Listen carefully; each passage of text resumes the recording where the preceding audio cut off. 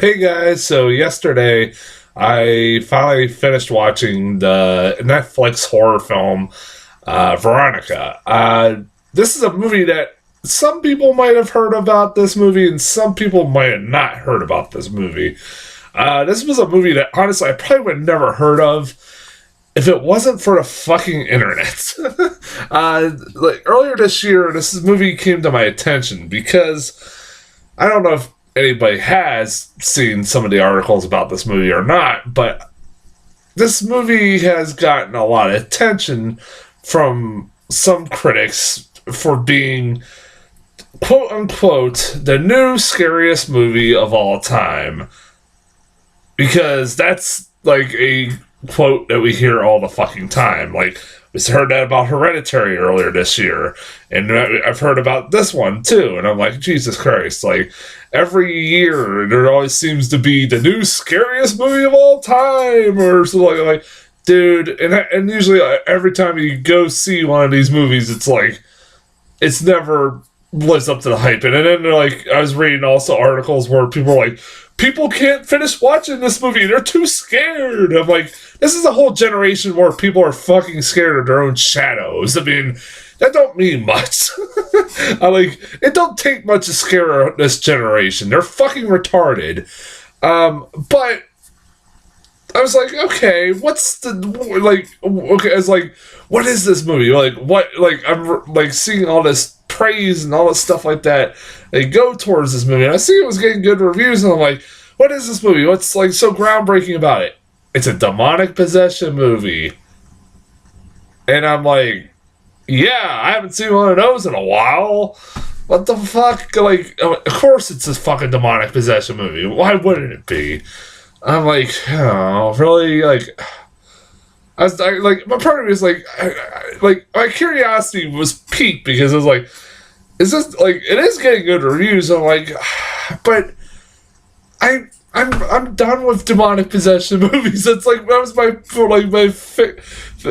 part of me I was thinking, I'll watch it right before I saw this movie. I'm like, I mean, this movie's got really fucking impressed me. Like, this movie has a lot going against it with everybody hyping it up to death. So I'm like, maybe it'll be good. And like I said, it's also directed by the guy who made the film Wreck, the Spanish film Wreck. If you don't know what Wreck is, that movie is the Spanish version of the movie Quarantine. If you don't know what Quarantine is, then never mind. So So I was like, all right, you got a talented director behind it, so yeah, okay, got my interest in. And you know what? It is a good movie. It is a very, very good movie. I actually gotta say it's very good. It's pretty creepy at times, but is it the scariest movie of all time? Fuck no, it isn't. I have to say it all the time. I hate fucking critics in the internet nowadays because a movie just can't be scary or creepy or anything like that. It has to be the scariest movie of all time anymore. And like I said, when you give a movie that much hype, there's gonna be backlash.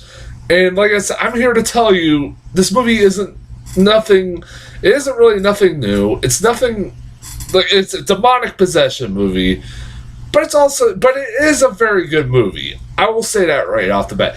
Honestly, the weirdest part about this movie is that it's like a really good family drama that just happens to be also a demonic possession movie at the same fucking time. Like, this movie is like the true definition of what you would call a slow burn. It's a movie where you follow these characters for a majority of it, and then like not until like the last 20 minutes does shit get real. But like, does anything really get any interesting at all? But it's a movie. With really really good characters. The girl who plays Veronica in this movie is really good. Is a really likable character. She is this 15-year-old girl who has the typical teenage girl problems. And this takes place in 1991. in Spain. It's in Spanish. It's in subtitles. The whole movie's subtitled. If you don't like that, then this movie's not going to be your movie. But she is a very likable character who has your teenage girl problems that you would expect this character to have. She's going for adolescence, and there's a whole thing about storyline about her not having her period yet, even though she's 15, which I was like, yeah, that would be kind of weird. But it kind of, actually, I was surprised they didn't go more into it. Like, if you want to go full blown creepy mode, you could have got more into that shit, but whatever. She also is basically taking care of her siblings because her mother is the worst mother in the whole wide world. Like, okay, that is something I want to talk about. Like, okay, I know people give me shit for saying this because this mom is basically a working mom who, I know there are a lot of moms out there that work every day and barely ever see their kids. But I swear to God, there's never once in this movie takes place over like 3 or 4 days, do I ever see this mom, ever interact with her kids. Like, barely. Like, and it's, when she does, it's like a fucking inconvenience. Maybe some of these things might have not happened if she would have stayed at home, especially towards the end, when her daughter's pleading with her to fucking stay home because something is going on because she's a dumb fucking parent in a horror movie. She has to be it. And it's like, she is a terrible mother. She is a terrible mother. Like, this girl is literally taking care of her siblings, doing her job in 24 hours, from what you can tell from this movie, that she does her mom's job. Like, she takes the kids to school, wakes them up, feeds them breakfast, while her mom sleeps in bed. So her mom works at a diner, which, I guess it's a 24-hour diner, I guess. I don't know. Which, at the same time, it's like, I don't know. You get in the whole logistics of this, but, like I said, this girl is, basically the mom and a sister to these kids, and, she's got a lot of responsibility, and of course, she's a dumbass who, if you don't know what the plot is, during a solar eclipse, she decides to get a Ouija board with her friends in the basement of her Catholic school and do a seance to try to contact with her dead dad. And of course, because it's a horror movie and it's a demonic possession movie, it's not her dad that comes through, it's something else, more sinister. What a shock, I mean. And it's a movie that, where this shadowy figure keeps fucking with her for, a majority of the movie. It's just, and her and her siblings, and it looks like the monster obviously is going after the siblings. What a shock. It is one of those movies, it is creepy in the fact that, anytime you got, little kids being almost taken by a demonic figure, or a demonic figure trying to go after little kids, it's always creepy as shit. And this girl figuring out what's going on and trying to save her siblings from harm from this demonic figure. And it's like I said, it's a movie that's a slow burn. You spend a lot of time with these characters, and, it's one of those, you actually develop, they're actually fully developed, and actually so that by the end of this movie you actually give a shit what happens to them. And it is it's one of those movies, it builds and builds and builds to the last 25 minutes of the movie, which are really fucking creepy. The last 25 minutes of this movie are fucking creepy. I admit that I was unsure where the fuck it was gonna go, because I know supposedly, this movie is based off a true story, in quotations, of a supposedly this of a case where supposedly for the first time, like the Madrid police department in a police report talked about a paranormal activity happening in a house. It was the only time they've ever mentioned that in any case before, and it's like or something like that, and it's one of those like, yeah, you can tell. Like I was reading, they did took a lot of liberties. There's like supposed to be based on a true story. It's one of those movies that like shows you the end of the movie, like, and then it's like pretty much shows what happens leading up to it right after that. You know, it's one of those things like shows you the end of the movie and then kind of goes in backwards from that point forward. It's like I said, the last 25 minutes are fucking creepy. There's a few things I did learn though. Don't ever fucking let your brother, ever let your fucking brother, who's probably 5, draw satanic symbols on the wall, because it's going to end fucking badly. That's all I'm gonna say. That was really fucking dumb. Like, really fucking dumb that she just let as like it's like this little boy who's got like these big giant glasses and his eyes are big. He's adorable. Like all kids adorable. He keeps wetting the bed throughout the whole movie. It's like